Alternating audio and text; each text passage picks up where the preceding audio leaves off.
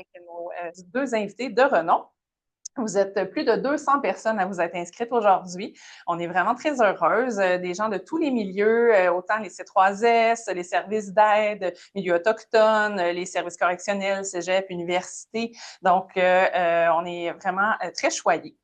Pour ma part, j'ai gradué dans les années 2000, début 2000. Donc, Marie-Marthe et Joanne sont deux personnes qui ont marqué là, définitivement mon parcours au niveau de la victimologie. Avant de commencer, je souhaite préciser qu'on a deux interprètes en langage des signes. On a quelques personnes là, qui nécessitaient la présence d'interprètes. Donc, on est très heureuse de pouvoir leur offrir la conférence aujourd'hui. Aussi, l'événement sera enregistré et sera disponible sur notre chaîne YouTube dans les prochains jours. Si vous avez des questions, je vous prierai de les écrire dans le chat. Par la suite, là, vers la fin, on va être en mesure d'adresser les questions à nos invités. Donc, sans plus tarder, il me fait plaisir de vous présenter nos deux invités. Pour commencer, Madame Joanne Wemmers est professeure à l'Université de criminologie de l'Université de Montréal. Elle est responsable de l'équipe de recherche Victimes, droits et société au Centre international de criminologie comparée. Elle co-dirige également la clinique juridique pour les victimes d'actes criminels à l'Université de Montréal. Elle est rédactrice de l'International Review of Victimology. Elle est aussi membre du Partenariat canadien sur la justice internationale et depuis peu la vice-présidente de la World Society of Victimology. Bienvenue, Joanne, et merci d'être avec nous. Marie-Marthe Cousineau est professeure également à l'École de criminologie de l'Université de Montréal. Elle est aussi la directrice universitaire du collectif de recherche et d'action pour la sécurité, l'autonomie et la santé de toutes les femmes, plus connu sous le nom de SASFAM. Ces champs d'intérêt se regroupent autour des violences faites aux filles et aux femmes, de la recherche d'aide et du recours aux services et des réponses sociales et judiciaires à ces violences. Donc, une personne toute désignée pour le sujet d'aujourd'hui. Bienvenue, Marie-Marthe. Donc, sans plus tarder, on va tomber dans le sujet qui nous amène aujourd'hui. Donc, on entend souvent le nom de Micheline Barry dans le milieu de la victimologie. Pouvez-vous nous en dire plus sur celle qui a marqué les débuts de la victimologie au Québec dans les années 80, notamment au sein de l'Université de Montréal? Marie-Marthe, je pense que c'est toi qui as un attachement particulier qui va nous en parler, donc je t'invite à répondre à la question. Je dirais que je suis certainement une fan finie de Micheline, qui a été mon mentor, mon premier mentor. J'en ai eu quelques-uns dans ma vie, mais qui a vraiment, qui fait que je suis là aujourd'hui et la mentor probablement de beaucoup d'autres qui étaient avec moi et qui ont suivi. Donc, et qui a marqué vraiment, je pense, un changement de paradigme dans la façon de voir les victimes au Québec et plus largement, à l'École de criminologie. Je suis retournée voir un hommage que Maurice Cusson lui avait fait et Maurice dit, puis j'ai voulu le citer, Micheline est à l'origine de ce changement, nous a fait voir que la criminologie était affligée d'une grave erreur de perspective qui la conduisait à réduire son objet d'étude au criminel. Puis on part on se rappellera là, avec Fata de la victime est-elle coupable. Donc là, on change vraiment de paradigme et on s'intéresse à la victime. C'est sûr que au Québec, on est au Canada, on est dans un système de common law qui fait que dans le système pénal, il n'y a pas vraiment de place pour les victimes. C'est la société qui est affligée du crime, mais il n'empêche que le crime fait des victimes qui vivent les conséquences de ces crimes-là. Et c'est ça que Micheline s'est acharnée à faire connaître, notamment à partir de sa thèse de doctorat qui dans cette visée-là, tu sais, l'envers du crime, ça disait bien, il y a quelque chose là qu'il faut traiter.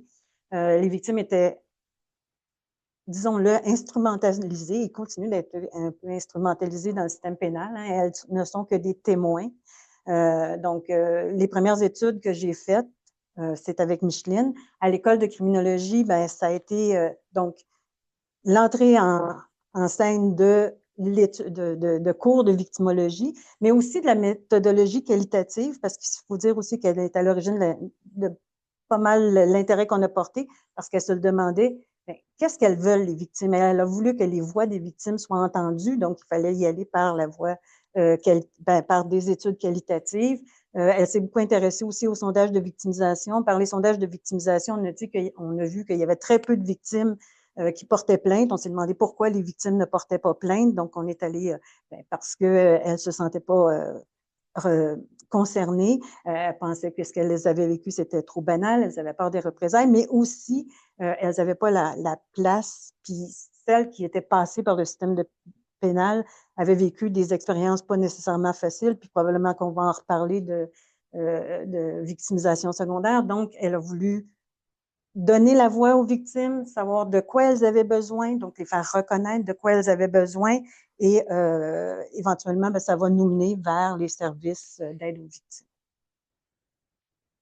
Ah, puis une autre chose aussi que je veux dire qui a été, c'est toute la question de la recherche appliquée, hein, parce que Micheline, elle voulait entendre la voix des victimes, mais elle voulait aussi faire des choses pour elles. Donc, sa recherche était beaucoup une recherche appliquée à partir de sa thèse et qui était plus théorique. À partir de ce moment-là, c'était qu'est-ce qu'on peut faire pour les victimes, et ça se traduisait souvent en recommandations. Donc, puis aujourd'hui encore, bien, quand on va parler des tribunaux spécialisés, tout ça, on entend les victimes ont besoin d'être informées, d'être soutenues, et soutenues et considérées. Ben, 1984, c'est ce qu'on dit dans un rapport dont Micheline était à l'origine. Je pense que ça part de là. Donc, Micheline était une précurseur. Oui, puis on va voir qu'on a fait beaucoup de chemin depuis. Oh oui. Donc, merci Marie-Marthe.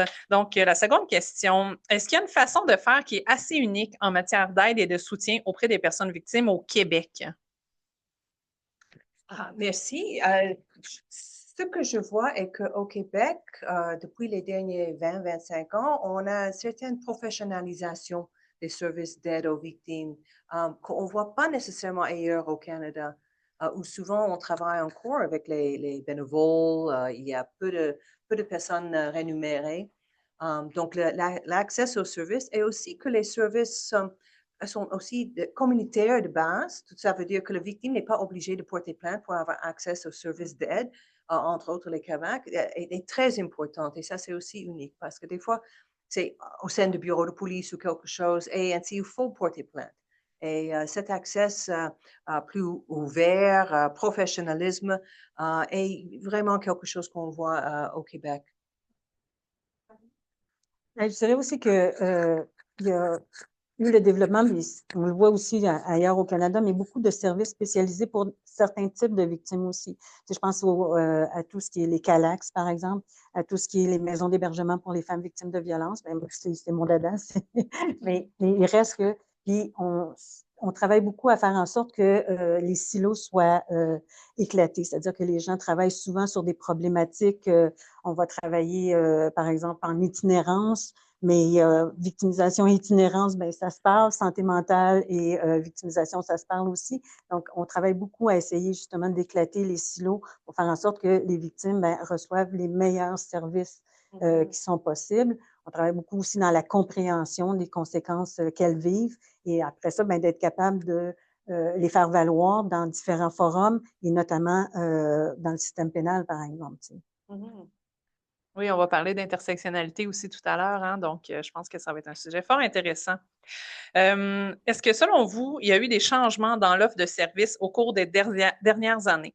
Est-ce qu'on peut parler d'une professionnalisation des services d'aide? Donc, Joanne, tu as déjà commencé à en parler un petit peu, donc j'aimerais vous entendre là-dessus.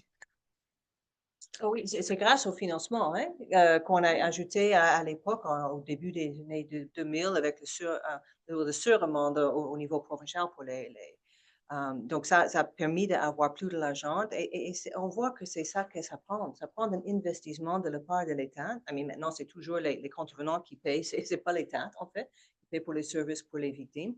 Mais avec l'argent que cette mesure a créé, on était en mesure de développer des services plus systématiques, plus structurels. Et il y a toujours des besoins. On peut dire que toujours il y a un manque de services. Et à travers ça, c'est pas juste les centres d'aide victimes d'actes criminels, mais à travers tous les différents services pour les personnes victimes. Oui. Puis je pense qu'il faut dire qu'on se distingue probablement aussi peut-être par le fait que, oui, il y a les services aux victimes, mais avant ça, il y a tout un travail de sensibilisation, de formation aussi à qui sont les victimes, quels sont les besoins des victimes, comment approcher les victimes, que ce soit dans la population générale. Puis là, on s'intéresse beaucoup de plus en plus aux proches aussi des victimes, essayer d'outiller les proches des victimes pour qu'elles soient capables de bien accompagner les victimes. Il y a beaucoup d'accompagnement qui se fait des victimes, Donc ça, je pense qu'on se distingue pour ça. Puis aussi, ben, de l'autre côté aussi, sur toute la question de la défense des droits aussi des victimes, où on est très, très actif aussi, et où c'est pas juste la recherche appuie tous ces développements-là, mais ça se fait beaucoup aussi à partir de la base aussi, qui vont faire des revendications pour que les droits des victimes soient reconnus. Merci beaucoup. Justement, on parle beaucoup d'interdisciplinarité et de collaboration entre les différents milieux. C'est quoi les bénéfices et les enjeux, selon vous, que cela peut soulever? Ben, c'est clair que moi je travaille en interdisciplinarité, puis c'est un enrichissement, c'est sûr. Tu sais. La question de la victimisation, c'est une question qui est complexe.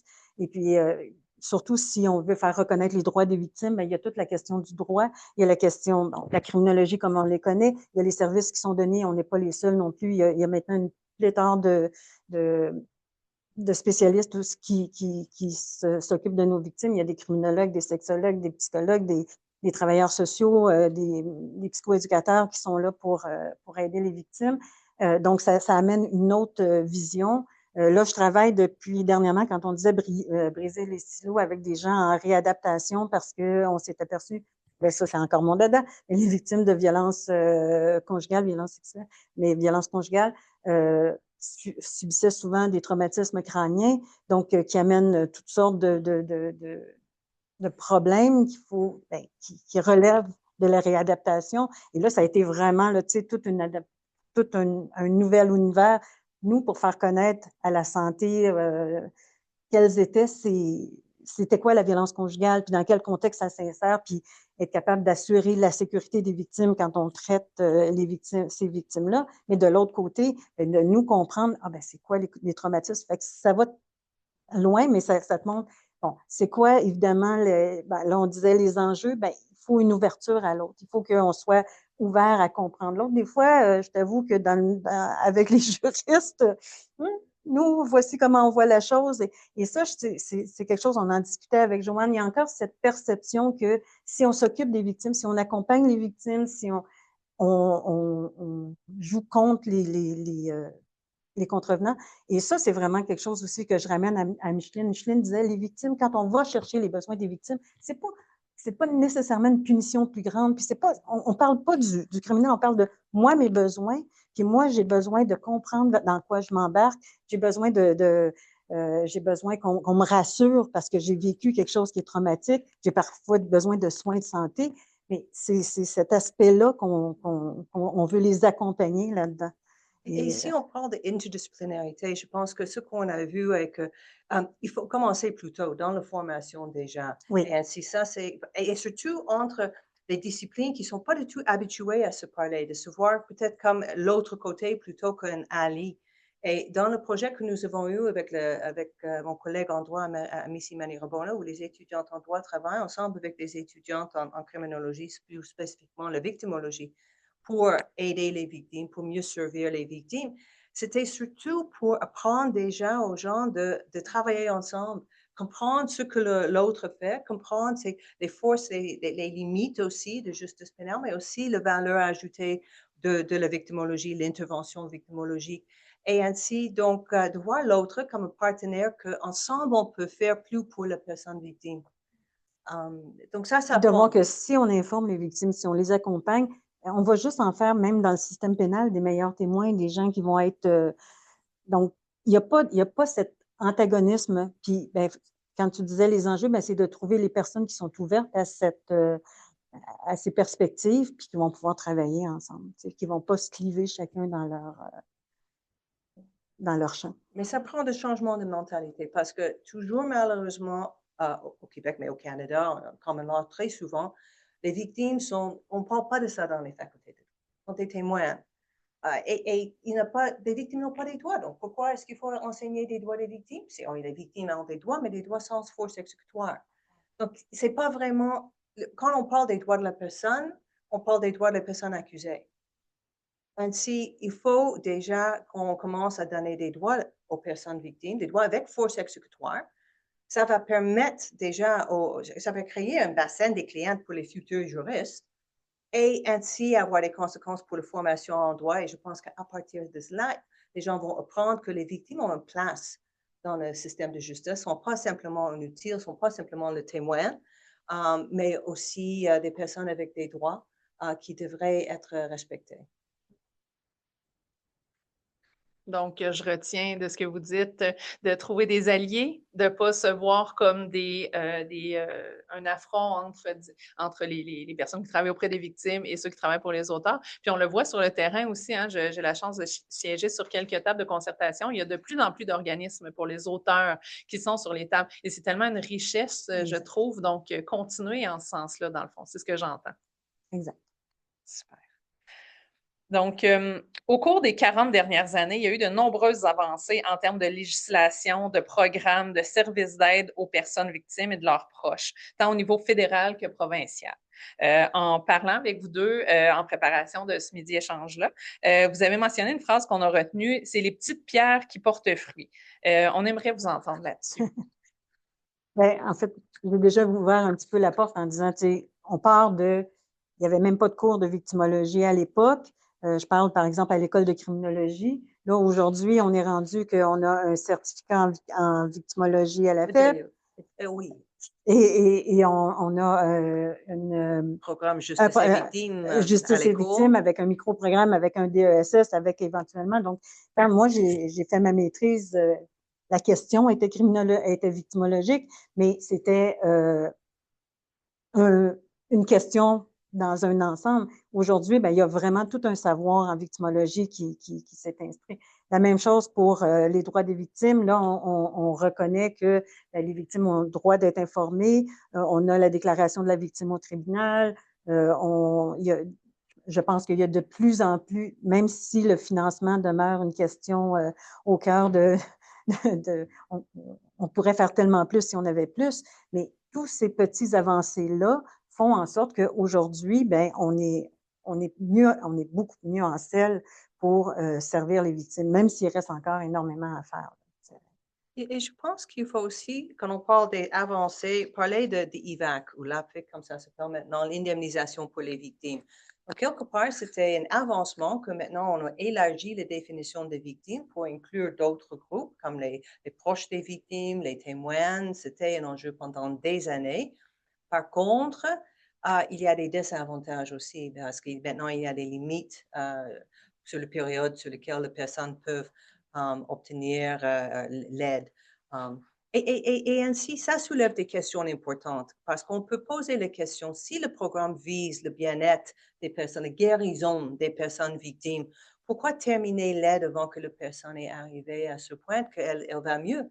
Pourquoi mettre artificiellement une limite là-dessus? Parce qu'il n'y a aucune recherche qui démontre qu'au sein de 3 ans, la majorité des personnes qui sont d'un crime grave, on parle, hein, vont mieux. Donc, c'est artificiel, c'est plutôt lié au budget, les contraintes budgétaires, que la réalité des victimes. Et ainsi, on voit que on peut poser les questions si l'objectif primaire est vraiment d'aider les victimes à guérir et sinon, est-ce que c'est autre chose? Donc, il y a des avantages. On a gagné quelque chose avec à élargir les définitions, mais on produit quelque chose aussi en limitant l'aide avec ça. Et c'est souvent une question budgétaire qu'on Oui, c'est ça, c'est toujours l'argent. Oui. Mais c'est ça, c'est pas nécessairement centré sur la victime. Et ça revient à la question au début de l'utilisation des victimes. Et je pense que ça, c'est un des thèmes qui retourne toujours.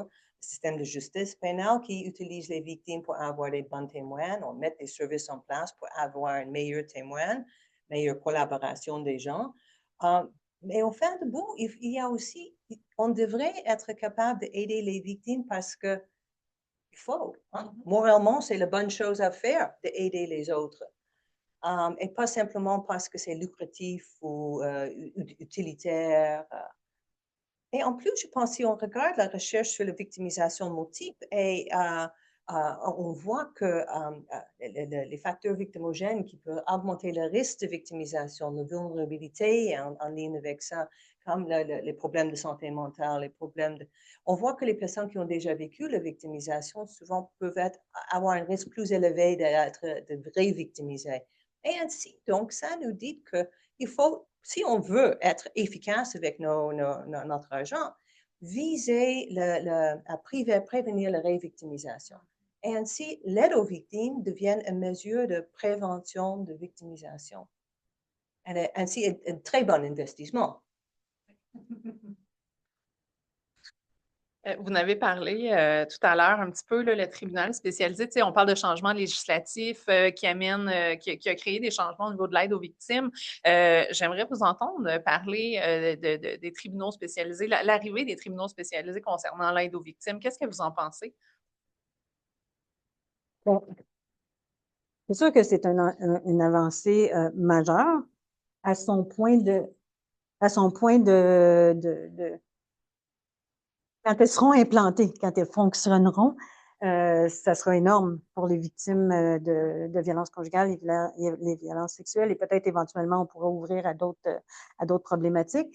L'intérêt de ça, c'est de faire en sorte que les victimes ça découle de rebâtir la confiance des victimes dans le système de justice pour que les victimes contribuent au système de justice, mais aussi qu'elles soient considérées quand elles passent dans le système de victimes, parce que Joanne a parlé de revictimisation, mais on parle de victimisation secondaire aussi quand on passe à travers le système pénal puis qu'on est déconsidéré comme victime. Donc, le fait qu'on puisse accompagner les victimes, qu'on puisse, tu sais, quand je disais 1984, les besoins des victimes, besoin d'être informés, besoin d'être entendus, besoin d'être considérés, bien, c'est à ça qu'on travaille avec le tribunal spécialisé.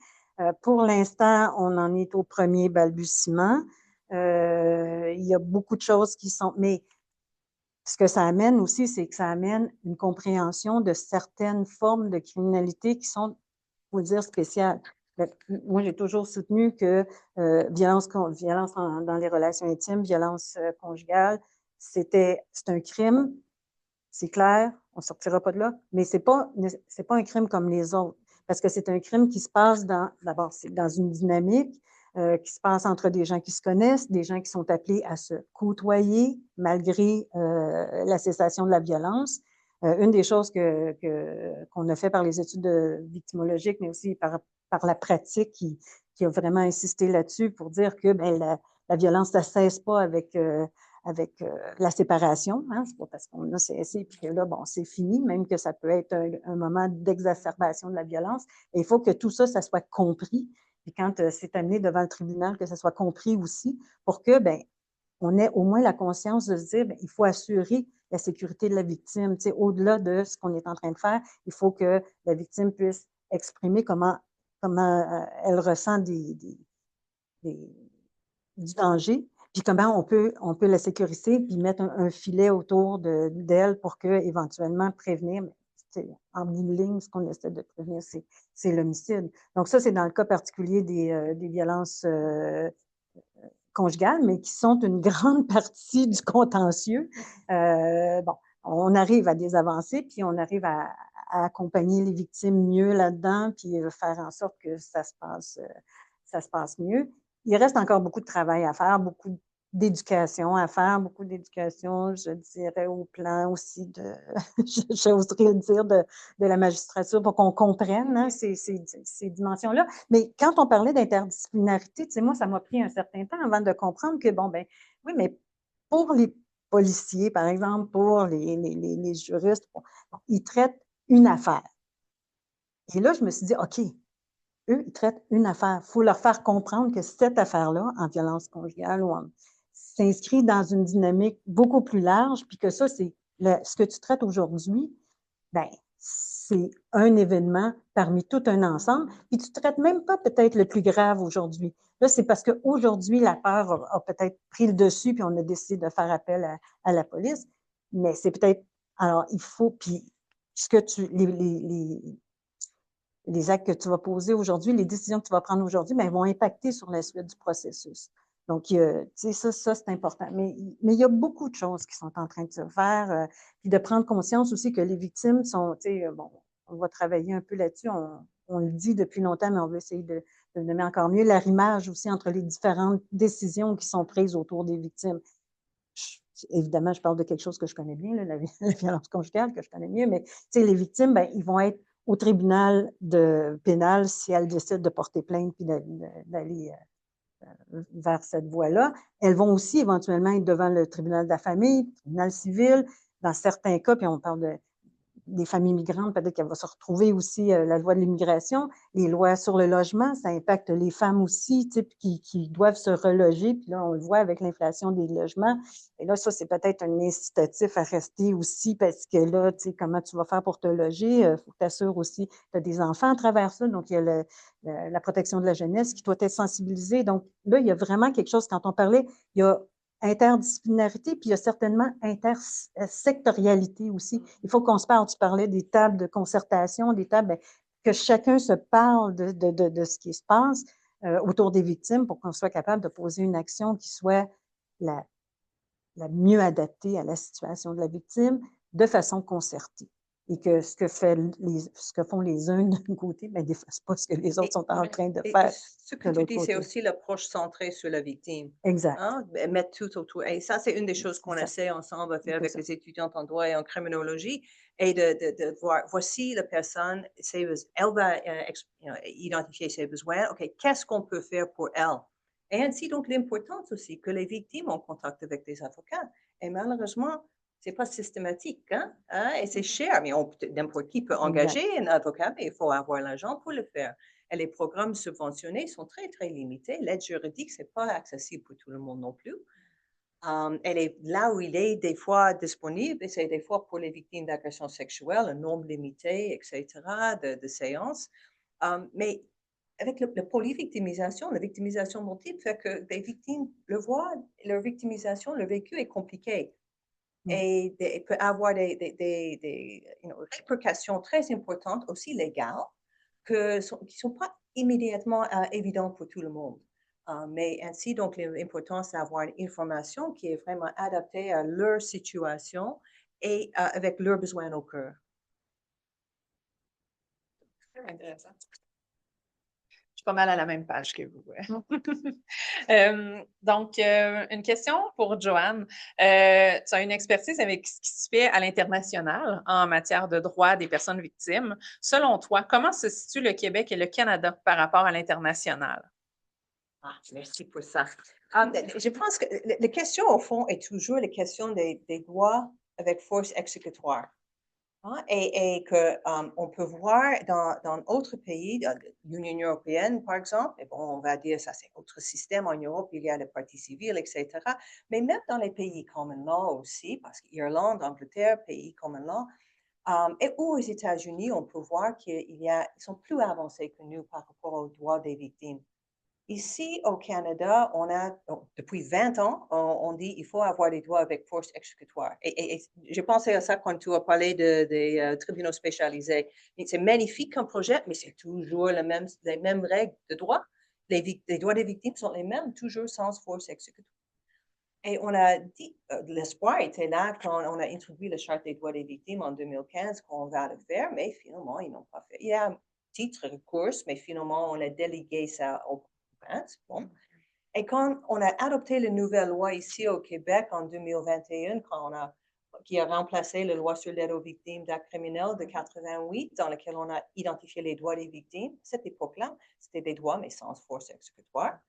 Et on a simplement fait un copier-coller dans la nouvelle loi et on n'a pas changé les droits. La seule chose qu'on a enlevée, c'était l'article 7 qui porte sur l'obligation des victimes de collaborer.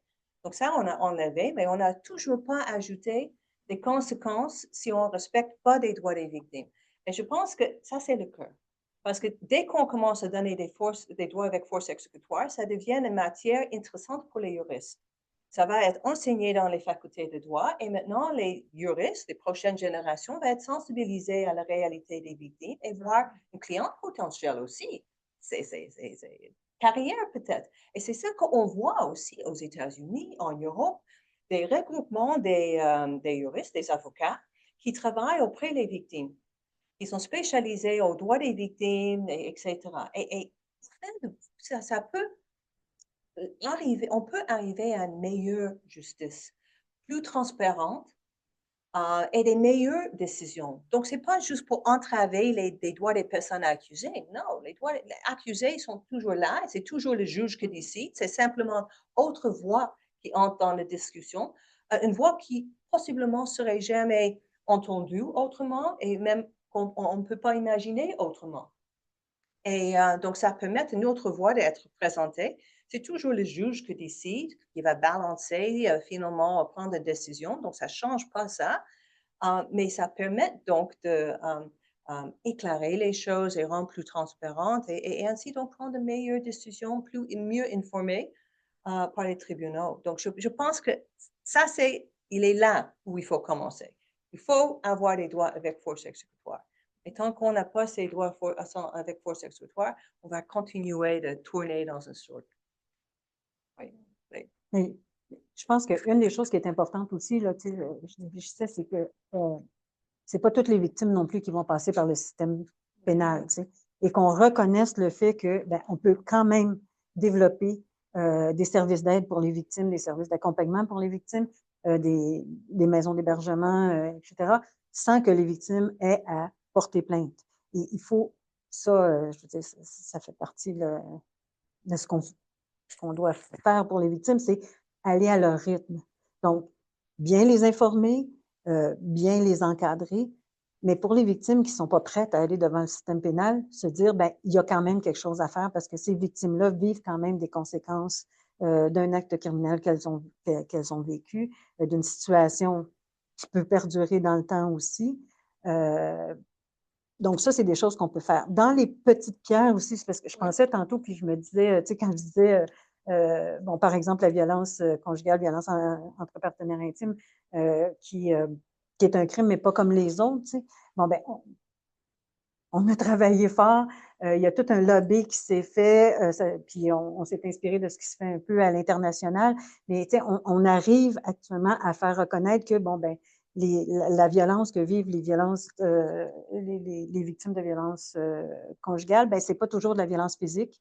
Là, on a commencé à parler de contrôle coercitif. Puis là, tranquillement, on s'amène à éventuellement pouvoir faire criminaliser cette notion de contrôle coercitif qui, là, reconnaît que il y a un crime qui n'est pas un événement à un moment précis dans le temps, puis c'est celui-là qu'on va juger, mais on va pouvoir regarder une dynamique et faire en sorte que les victimes ne sont pas en sécurité et éventuellement pouvoir prévenir et puis essayer de les accompagner aussi pour qu'elles puissent sortir, mais en comprenant que c'est pas nécessairement, là, ça saigne pas, je pense qu'il y a une campagne publicitaire là, qui dit ça, là, la violence conjugale, ça saigne pas nécessairement, mais ça fait mal.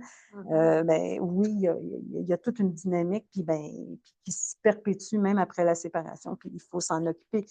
C'est à la fois, je pense que les avancées qu'on a fait, c'est à la fois par de la recherche, éventuellement de la recherche qu'on veut appliquer, par de la défense des droits, par une sensibilisation. Donc, tous ces aspects-là font en sorte qu'aujourd'hui, on peut espérer que les victimes sont mieux servies. Et on le voit aussi sur le terrain, hein, ça fait, comme je te disais tout à l'heure, ça fait plus de 20 ans là, que j'exerce dans le domaine. Et le milieu de la recherche et le milieu de l'intervention, c'est deux silos auparavant. Mais depuis, je n'oserais pas m'avancer sur une période d'années, mais maintenant, là, plus ça va, plus il y a des concertations, justement, recherche, intervention mixte. Il y a même des gens du milieu judiciaire également. Donc, c'est vraiment une belle avancée. Là. Je ne sais pas si vous voulez. Je faisais, j'avais une petite d'une conférence il n'y a pas si longtemps qui disait, pendant longtemps, les victimes ont été au service de la recherche. Puis là, on était targués d'être, on était à l'Université de Montréal, donc en haut de la montagne, puis de ne pas s'occuper, puis je pense que les milieux communautaires, mais puis tous les milieux nous disaient, vous venez vous piger dans le bocal à poisson, mais après ça, nous autres, on n'a plus jamais les retombées de la, après ça, vous publiez dans vos revues savantes, puis vous vous parlez entre vous autres, mais il n'y a plus ça. Là, je pense que c'est plus du tout ça. Puis là, je me dis, là, c'est plutôt la recherche au service des victimes. Puis c'est comme ça que, des victimes, puis c'est comme ça que ça doit être, Donc, moi, je suis tenante de non seulement la recherche appliquée, mais la recherche en partenariat, faire en sorte que les besoins émergent des milieux. Et ça, on réclame ça beaucoup. Puis, tu sais, ben, vous voulez connaître, vous voulez appuyer vos revendications, puis ben, venez nous voir, puis dites-nous c'est quoi vos questions de recherche, puis on va s'organiser pour les fouiller, puis mieux comprendre. Nous, on a la connaissance méthodologique, mais vous avez la connaissance de terrain.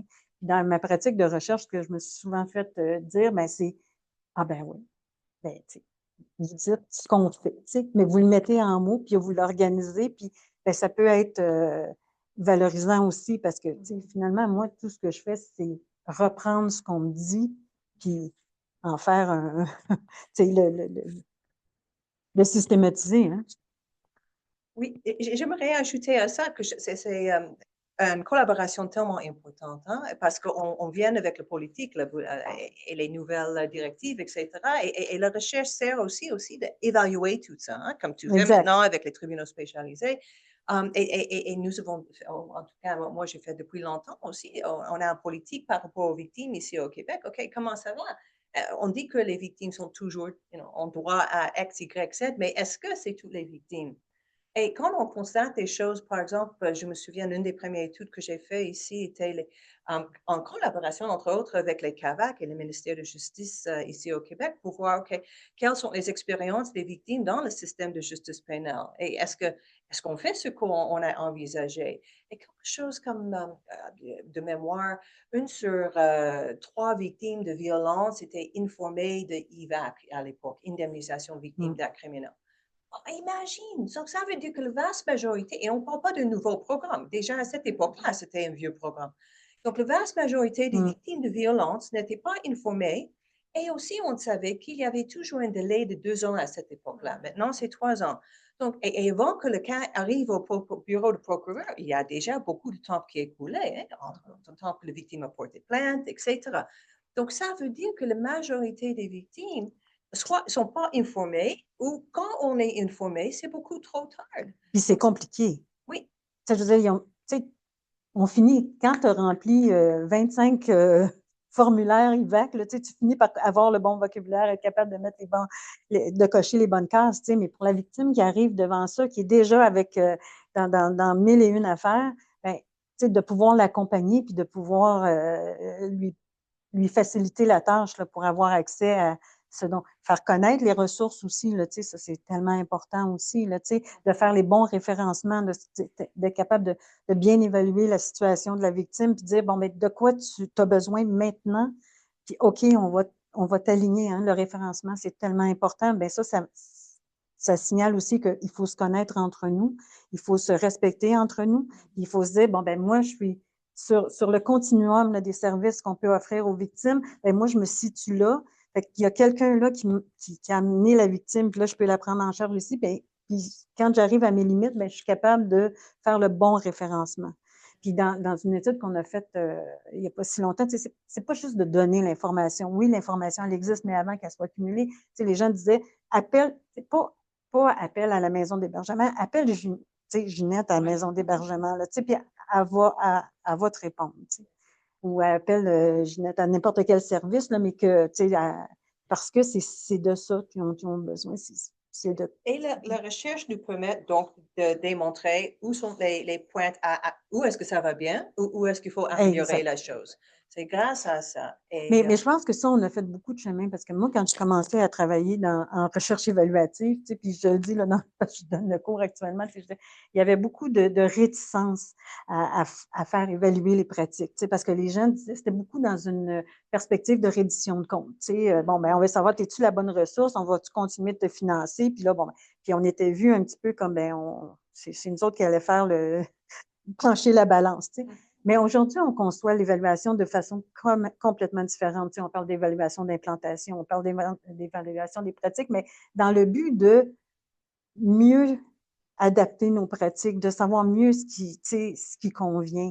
Puis, ben, ça change à travers le temps, ça évolue. On se remet en question. Puis, bon, ben, on a fait, quand je disais les petites pierres, ben, on est rendu là maintenant. Ben là, comment on peut faire pour aller encore plus loin? Fait que là aussi, même dans la recherche évaluative, moi, je parle de documentation des pratiques, ben, c'est une façon de les mettre en valeur aussi, puis de les améliorer. Fait que là aussi, je pense qu'on peut se parler entre la recherche et la pratique.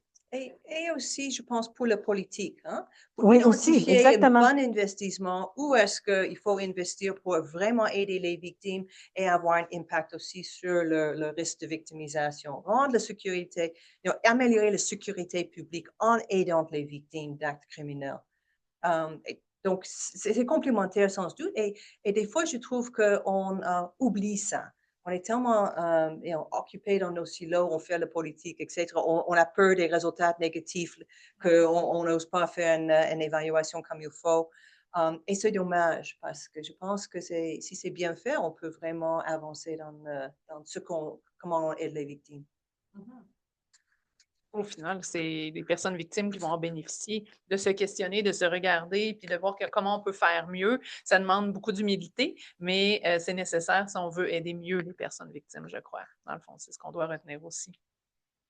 En fait, maintenant, projetons-nous vers l'avenir. Donc, en termes de perspective, ce serait quoi les actions gouvernementales qui devraient être mises en place pour un meilleur respect des droits et des services d'aide et de soutien pour les personnes victimes, que ce soit, on le disait tout à l'heure, accessible et effectif? Merci. Donc, je pense à deux choses. Donc, d'abord, les droits avec force exécutoire, que j'ai nommé maintenant quelques fois. Je pense que d'abord, ça commence avec ça va changer le don.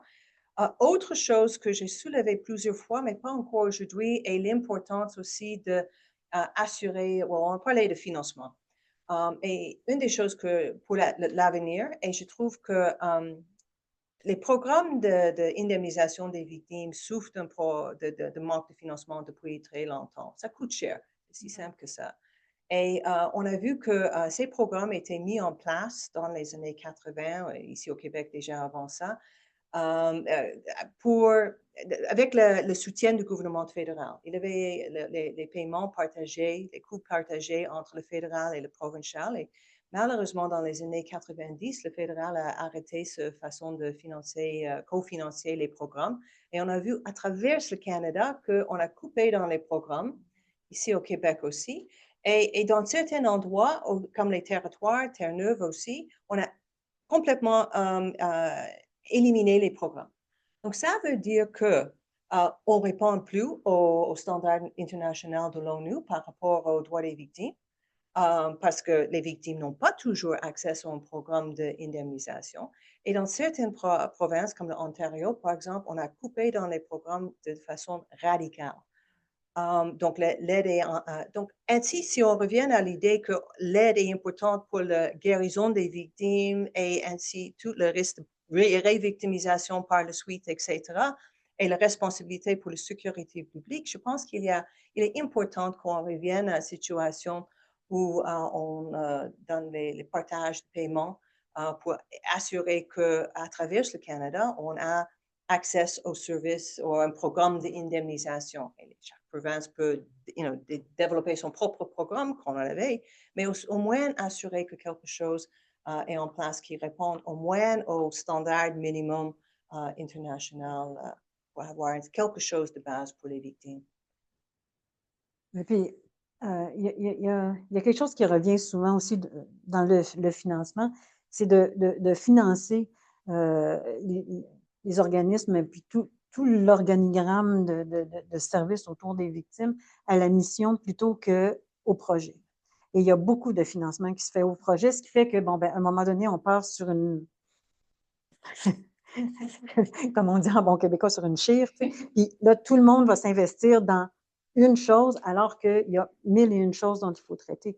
Donc, je pense que ça aussi, c'est quelque chose qui est important de penser à revoir la façon dont on conçoit le financement pour que le financement soit récurrent aussi. Tu sais, on passe tellement de temps à continuellement essayer de justifier son financement, alors qu'on pourrait faire tellement plus si on avait un financement qui était récurrent sur lequel on pouvait s'appuyer puis aller de l'avant, puis là, on pourrait développer. L'autre chose aussi, c'est, bon, on l'a dit, l'interdisciplinarité, aussi, briser les silos, intersectorialité, interdisciplinarité. Donc, ça aussi, apprendre à travailler ensemble. Tu sais, les victimes, ils vivent, les prendre dans leur ensemble, puis les mettre au centre à la fois de l'intervention, de la recherche, aller chercher leur voix, les entendre.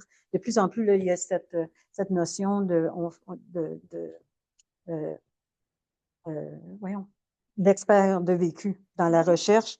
Ben, aussi, aller voir, comme Micheline avait commencé à le faire, donner la voix aux victimes, savoir ce qu'elles veulent, puis après ça, bâtir autour de ce dont elles ont besoin. Concrètement, justement, pour rendre les droits effectifs, là, on dit que ce serait quelque chose à faire, mais concrètement, ce serait quoi une première étape, là? S'il y a des décideurs qui nous écoutent aujourd'hui, là, quel message vous auriez envie de leur envoyer? Pour avoir des droits avec force exécutoire, il faut ajouter des conséquences. Les juristes savent très, très bien comment le faire. Et ce qui est clair est que déjà en 99, en Ontario, on avait des droits comme on a au Québec pour les victimes d'actes criminels et les victimes ont poursuivi le procureur en disant que vous n'avez pas respecté nos droits. Et le juge a dit, les droits des victimes ne sont pas des droits. Et si le législateur a voulu que ça soit des droits, il aurait ajouté des conséquences dans la loi. Et ça. Donc, les juristes savent très, très bien comment le faire. Il y a des exemples aux États-Unis où c'est intégré dans le code criminel. Ils ont des droits procédurels dans les codes que les victimes ont certains droits à notification, à information, droit d'être consultés dans la négociation de la peine, entre autres. Et si ça n'arrive pas, qu'il y a des conséquences. Si on n'avait plus de temps, on peut parler des exemples. En Floride, par exemple, aux exemples, oui, il reste 1 minute. On ne fait pas ça. Ben, c'est ça, mais j'avais à titre d'exemple, puis même dans ce qui est exécutoire, là, dans ce qui est, on a fait une étude sur le 810, là, qui est l'ordonnance de garder la paix là, dans les situations. Mais si qui impose des conditions aussi, là, par exemple dans les cas de violence conjugale, de ne pas approcher, bon, etc. Quand on brise les conditions, on n'a jamais trouvé de 811, qui serait la condicité, qui serait la mise en accusation parce qu'on a brisé ces conditions. Fait que, bon, ben, OK, on a le 810, mais qu'est-ce qui se passe avec qu'est-ce qui se passe avec ces conditions-là, qu'on aille jusqu'au bout de ce qu'on applique. Et encore, ça revient à l'importance d'avoir un avocat pour la victime, d'avoir accès à un conseil juridique pour les victimes. Exact. Très, très important. De plus en plus, on le voit. Aussi des cas où, par exemple, les accusés veulent avoir accès à un dossier. Mais, bon, ça, c'est un autre sujet. Oui, puis de faire en sorte, je dirais, parce que ça, tu soulèves un point aussi, que les victimes n'aient pas, justement, peur de faire valoir leurs droits. Que ce soit puis de parler de leurs conditions, toujours en se disant, ah ben, je risque, par exemple, dans le cas où la DPJ, par exemple, serait dans un dossier, j'ai peur de me faire enlever mes enfants, si. Puis là, ben, de se plier à toutes sortes de considérations, alors que, ben non, il y a une ordonnance, puis tu as le droit de faire, d'aller jusqu'au bout de faire appliquer l'ordonnance. Merci, mesdames, de nous avoir donné de votre temps ce midi. C'était vraiment fort intéressant. Je crois qu'on a des questions. Donc, on va prendre la peine de lire quelques questions. Donc, on a une première question ici. J'aimerais avoir votre point de vue sur l'évolution des soins de santé spécialisés en victimologie dans le système de santé publique, incluant la psychotraumatologie. Intéressant. Psychotraumatologie. Et les soins. Il faut dire que moi, je fais plutôt recherche qu'intervention. Donc, c'est plutôt ça. Nous avons des spécialistes en intervention à l'école de criminologie. Mais ce que je peux voir est une évolution importante par rapport à notre compréhension de stress post-traumatique. Par rapport aux les victimes directes, mais aussi les proches, les témoins, etc. Et aussi les gens qui travaillent auprès des victimes, qui sont confrontés dans le ça peut être aussi des juristes, des personnes au sein d'un tribunal qui sont, à cause de leur travail, confrontés avec des événements qui peuvent mener à un trauma. Et ainsi, une amélioration beaucoup de notre compréhension de leur réalité, aussi des conséquences pour le mémoire, entre autres, les impacts sur les victimes, donc les conséquences très claires sur qu'est-ce qu'on peut attendre d'une victime témoin. Et très important parce que si on comprend sa réaction, on va éviter de le mal comprendre et de douter la victime plutôt que on va comprendre que ça, c'est normal, ça, c'est un signe du trauma, de l'impact de victimisation, plutôt que, ça soulève des doutes sur la crédibilité. Donc, la recherche était super dans ce domaine-là et je pense qu'on a fait des avancements importants. Puis ça ouvre sur la reconnaissance aussi que les conséquences peuvent être à long terme. Tu sais. Et ça, c'est important aussi. C'était important au plan de l'IVAC pour être capable de faire reconnaître que le trauma est lié à une victimisation. Mais c'est important aussi qu'on traite la bonne source. Et la victimisation multiple encore aussi. Exact. Parce qu'on a vu Exact, aussi que exact. chaque victimisation peut être grave. Mais on voit dans la recherche que les gens qui ont vécu plusieurs victimisations, la polyvictimisation surtout, ont plus haut risque de développer un stress post-traumatique. Donc, les impacts de victimisation sont cumulatifs. Et ça, c'est important aussi. Donc, c'est pas le fait d'avoir vécu une victimisation violente, ça peut être traumatisante, sans doute, mais c'est avoir vécu 10 différentes victimisations à travers le vice. Le 10e était peut-être quelque chose objectivement moins grave, mais pour la personne, à cause de cette accumulation d'expériences, c'est très grave. Hein? Et c'est ça qui nous aide aussi à comprendre l'impact. Malheureusement, nos systèmes comme IVAC n'ont pas encore adapté à ça. Le système de justice pénale non plus. Le milieu du travail.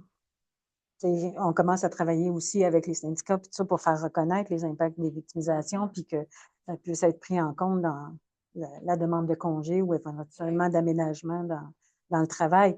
Ce dont je parlais tantôt, la reconnaissance du traumatisme crânien, que ça peut être une source, puis après ça, dans le milieu de santé, qu'on comprenne aussi que, oui, ça vient d'une situation, dans mon cas ici, de violence conjugale. Donc, il y a toute une particularité là, à prendre en compte de ces victimes-là. Puis, il n'y a pas juste les médecins. Donc, l'interdisciplinarité dans son plus grand déploiement. Donc, c'est une question fort pertinente. Une autre question, plus en lien avec la recherche. Des organisations de recherche et d'application comme le Centre d'excellence sur le partenariat avec les patients et le public, CEPPP, de l'UDM, développent les relations entre patients, partenaires et équipes de santé. Est-ce qu'il existe un tel travail en victimologie? À ma connaissance. Il n'y a rien de formalisé, je te dirais. C'est pas formalisé comme celle-là, mais on a de plus en plus cette préoccupation d'inclure dans nos recherches ce dont je parlais tantôt, là, les experts de vécu. Puis non seulement pour aller chercher leur vécu, mais aussi pour bâtir nos recherches, pour être capable de poser les bonnes questions, pour être capable de construire nos protocoles de recherche en fonction des besoins qu'elles ont. Donc, c'est pas formalisé comme ça peut l'être dans le système de santé, mais tranquillement, on est en train de... Bon, puis par ailleurs, il faut faire avec le fait que, puis c'est vrai aussi probablement des patients partenaires, mais il y a tout le traumatisme autour de ça. Donc, il faut faire attention que la recherche ne devienne pas une occasion de retraumatisation. Donc, il faut avoir la conscience aussi, là, que, comment on intègre les victimes là-dedans pour que ça ne devienne pas une occasion de revictimisation. Mais de plus en plus, je dirais qu'on essaie d'inclure les victimes dans nos recherches. Nous, on les appelle les experts de vécu. C'est les patients partenaires en santé, mais c'est dans la même logique. Bien, merci, mesdames. On serait rendu maintenant à la fin. Donc, j'espère, les gens en ligne, que vous aviez autant apprécié que moi. Je vous aurais écouté encore toute l'après-midi. C'est quand on a des échanges comme ça qu'on réalise à quel point on a fait du chemin, mais qu'on a encore un petit bout de chemin à faire. Donc, si vous voulez en apprendre davantage sur nos panélistes, on a mis les liens dans le chat vers les pages professionnelles de nos chers panélistes. Sinon, je veux vous remercier d'avoir participé en aussi grand nombre. Pour ceux qui ne nous auraient pas suivis cette année, on célèbre, comme je le disais, là, notre 40e anniversaire. Donc, à chaque mois, on a abordé une thématique différente. Donc, c'est possible de retrouver les outils et les sujets qui ont été développés au fil des derniers mois là, sur notre page web. Sinon, aussi, je vous rappelle, on a un événement de clôture le 20 février qui clôture le 40e anniversaire avec une conférence de Vincent Deneau sur le langage non verbal et la crédibilité des témoins à la cour. On en parlait un petit peu tout à l'heure. Donc, je pense que ça va être très intéressant. Et par la même occasion, on va aussi faire le lancement de notre nouvelle image. Après 40 ans, la QPV va se renouveler un petit peu, rajeunir peut-être. Donc, on vous invite. Il reste seulement quelques places. Donc, faites vite. Le lien pour l'inscription est dans le chat également. Donc, on espère vous voir en grand nombre. Ça risque d'être une après-midi et cocktail très intéressant. Donc, je vous remercie à tous et à toutes et je vous souhaite une excellente journée. Au plaisir de vous revoir.